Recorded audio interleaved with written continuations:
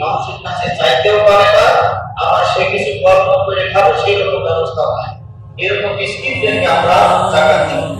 আর ৩ নম্বর হচ্ছে জাকাত সংক্রান্ত কাজে নিযুক্ত ব্যক্তিবর্গের জন্য। এমন কিছু জাকাতে নিযুক্ত ব্যক্তি তাদেরকে দায়িত্ব দেওয়া আছে, আপনারা সমাজের মানুষদের কাছে জাকাতের টাকা কালেকশন করবেন। এরকম জাকাতের টাকা কালেকশন করে আপনারা এক জায়গায় করে সেটা একটা ফান্ডে জমা হওয়ার পরে মানুষদেরকে বেশি বেশি আমার জাকাত দেবেন। এই জাকাত কালেকশনের দায়িত্ব তাদেরকে দেওয়া আছে, তাদের এই জাকাতের ফান্ড থেকে তাদের বেতনের ব্যবস্থা করে দেওয়া আছে।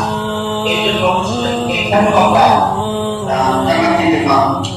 আর যাদের মূল আকর্ষণ প্রয়োজন তাদের জন্য ইসলামের জন্য কিছু বিদ্বেষী আছে, ইসলাম পছন্দ হয় না, এরকম কিছু মানুষ আছে। এই শ্রেণীর মানুষগুলি তারা ইসলামের পরিপূর্ণভাবে আসছে না, ইসলাম থেকে দূরে সরে আসে।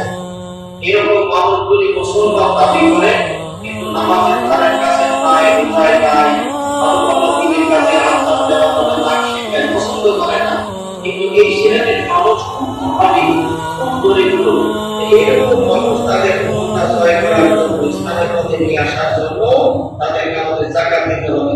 যারা মানুষটা ইসলামের এমন সুন্দর ব্যবস্থা আছে, অভ্যন্তর করার জন্য, নির্মুক্ত করার জন্য আমাদের সুন্দর ব্যবস্থা আছে, এই জাকাত পাওয়ার পরে তারপরে আনন্দ হয় না। আমার অবদান কিছু দিল না, অবদান কিছু দিল না, অন্য সম্প্রদায় কিছু দিল না, কিন্তু ইসলামের ভিতরে সুন্দর ব্যবস্থা আছে।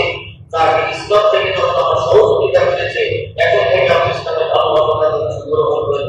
এরকম কিছু মানুষের মন আকর্ষণ করার জন্য তাদেরকে জাকাত আমাদের দিতে হবে।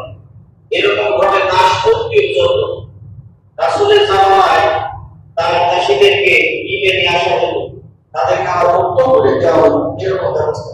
তবে বর্তমান জামানায় দাসের ব্যবস্থা তো নাই। তবে এমন কিছু নিরপরাধ মানুষ তারা জেলখানায় আছে, পরিবার থেকে তাদের খালাস করার জন্য, মুক্ত করার জন্য কোর্টের মাধ্যমে, ঈদের মাধ্যমে কোর্টে নিয়ে এসে তাদের মুক্ত করা, এরকম তাদের পরিবারের সমর্থ নাই, নিরপরাধ মানুষ বছর জেলখানায় আছে। তবে এরকম কিছু যদি আমাদের জানাশোনা থাকে, তাদের জেলখানা থেকে মুক্ত করার যাবতীয় খরচ এই জাকাত ফান্ড থেকে আমরা দিতে পারি। এদিকে আমাদের লক্ষ্য রাখা।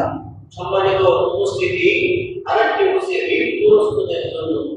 সমাজে এমন মানুষ আছে ঋণের জর্জরিত হওয়ার পরে শেষ মেয়ে বাড়ি ছাড়া, এমন মানুষ আছে ঋণের বোঝা মাথায় নিয়ে বেড়ায়, ঋণ পরিশোধ করতে পারে না, রাস্তায় গলায় চলে যায়, টেনে মাথা যায়, পিসকা, এরকম মারা যায়, আছে কিনা? এইরকম ঋণগ্রস্ত ব্যক্তি যারা তাদের ঋণ মুক্ত করার চেষ্টা করে। 6 নম্বর হচ্ছে আল্লাহর প্রতি জিয়াদ করা।